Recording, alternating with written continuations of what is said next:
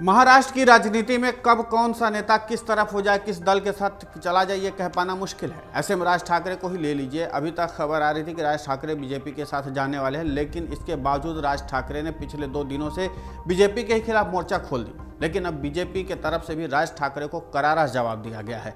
दरअसल राज ठाकरे ने एक सभा को संबोधित करते हुए कहा था कि बीजेपी बंदूक के नोक पर अपने पार्टी में नेताओं को शामिल कराती है। जाहिर सी बात है कि राज ठाकरे का इशारा इस ओर था कि जैसे जांच एजेंसियों का इस्तेमाल विपक्ष के नेताओं पर किया जाता है, मजबूरन उसी की तुलना में राज ठाकरे ने बताया कि बंदूक की नोक पर रख करके पार्टी में शामिल करवाने की कोशिश की जाती है। एक तरह से उन्होंने इनडायरेक्टली हमला बोला। आपको बता दें कि महाराष्ट्र नवनिर्माण सेना प्रमुख राज ठाकरे को बीजेपी प्रदेश अध्यक्ष चंद्रशेखर बावनकुले ने करारा जवाब दिया है। बावनकुले ने साफ कहा है कि बिहार नहीं है, यह महाराष्ट्र है। हम किसी नेता के सिर पर बंदूक नहीं रखते हैं। उन्होंने कहा कि आने वाले लोकसभा चुनाव में बीजेपी जीत के सभी रिकॉर्ड को तोड़ेगी। प्रधानमंत्री नरेंद्र मोदी को से पिछले 9 साल में किए गए विकास कार्य देश की जनता बहुत खुश है जो प्रधानमंत्री मोदी कर रहे हैं। दरअसल बुधवार को राज ठाकरे ने अपने कार्यकर्ताओं और पदाधिकारियों को संबोधित करते हुए बीजेपी पर आरोप लगाया था कि वो कनपट्टी पर बंदूक लगा करके लोगों को अपने पास बुलाती है। बीजेपी के साथ आने वाले लोग गाड़ी में छुप कर जाते हैं। राज ने यहां तक कहा कि बीजेपी के सुर बदल गए हैं। राज ठाकरे के बयान के बारे में गुरुवार को बीजेपी प्रदेश अध्यक्ष ने कहा कि राज ठाकरे के आरोपों में अब कोई दम नहीं है, हम किसी के साथ जोर जबरदस्ती नहीं करते। उन्होंने कहा कि हम किसी नेता के सिर पर बंदूक नहीं रखते। ये कोई बिहार नहीं है, ये महाराष्ट्र है। जब तक आप लोगों के मन को नहीं छुएंगे तब तक उनके मन में परिवर्तन नहीं होगा। उन्होंने कहा कि शरद पवार ने फडणवीस के लिए कहा, लेकिन आखिर उनके साथ क्या हाल हुआ, उद्धव ठाकरे के साथ क्या हुआ, दोनों के साथ ही उनके ही लोगों ने क्या किया, ये सब पूरा देश देख रहा है। शरद पवार को तारीफ करनी चाहिए कि देवेंद्र फडणवीस पार्टी के लिए समर्पित हैं।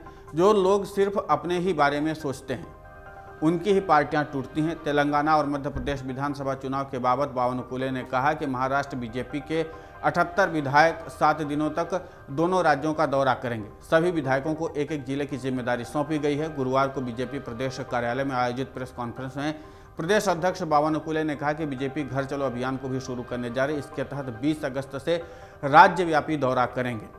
हालांकि इस बात में कोई संदेह नहीं है कि बीजेपी अपनी सियासी जमीन को मजबूत करने के लिए तमाम तरह के प्रयास कर रही है और तमाम तरह की कैंपेनिंग भी कर रही है। लेकिन इसके बावजूद बीजेपी के लिए चुनौती ये है कि वो बिना किसी सहयोगी दल के महाराष्ट्र में अपनी सरकार नहीं बना सकती। ऐसे में बीजेपी तमाम कैंपेनिंग अभियान में लगी हुई है और उधर बीजेपी को भी उम्मीद थी कि अगर राज ठाकरे बीजेपी के साथ आते हैं तो सियासी तौर पर बीजेपी को काफ़ी फायदा मिल सकता है। लेकिन जिस आक्रामकता के साथ राज ठाकरे ने बीजेपी के खिलाफ मोर्चा खोल दिया, उससे साफ हो गया कि फिलहाल बीजेपी के साथ फिलहाल ये साफ हो गया कि बीजेपी के साथ राज ठाकरे नहीं जाने वाले, क्योंकि पिछले ही दिन उन्होंने बीजेपी समेत उद्धव ठाकरे और फिर अजीत पवार को भी अपने निशाने पर ले लिया और एक के बाद एक कई सवाल इन सभी पर आ गए। और शायद यही कारण कि एक बार फिर से महाराष्ट्र का सियासी पारा हाई हो गया है। फिलहाल राज ठाकरे को लेकर के महाराष्ट्र की राजनीति में कोई भी नया भूचाल आ सकता है, क्योंकि राज ठाकरे अभी भी अपने पत्ते खोल नहीं रहे हैं और ये बताने की कोशिश कर रहे हैं कि वो कम से कम आगामी चुनाव के लिहाज से वो शायद अकेले ही चुनावी मैदान पर होते हैं, क्योंकि उनके पास एक अच्छा विकल्प ये है कि शिवसेना में पड़ी फूट के कारण उनके पास खुद को शिवसेना की जगह पर स्थापित करने का अच्छा मौका है। क्योंकि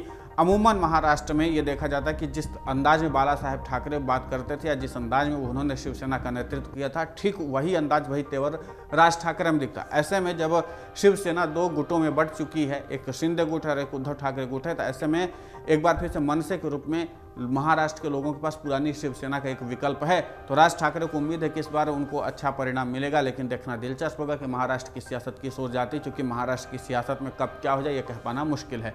फिलहाल इस पूरे घटनाक्रम को लेकर के आपकी प्रतिक्रिया बहुत महत्वपूर्ण होती है, आप हमें कमेंट करके जरूर बताएं। अमर उजाला अब आपके टीवी पर भी। अपने स्मार्ट टीवी पर यूट्यूब पर सर्च करें अमर उजाला, चैनल सब्सक्राइब करें और देखें ताजा खबरें, वो भी HD क्वालिटी में। और हाँ, बेल आइकन दबाना ना भूलें ताकि हर खबर हो आपके घर। अमर उजाला, निष्पक्ष, निर्भीक, निरंतर।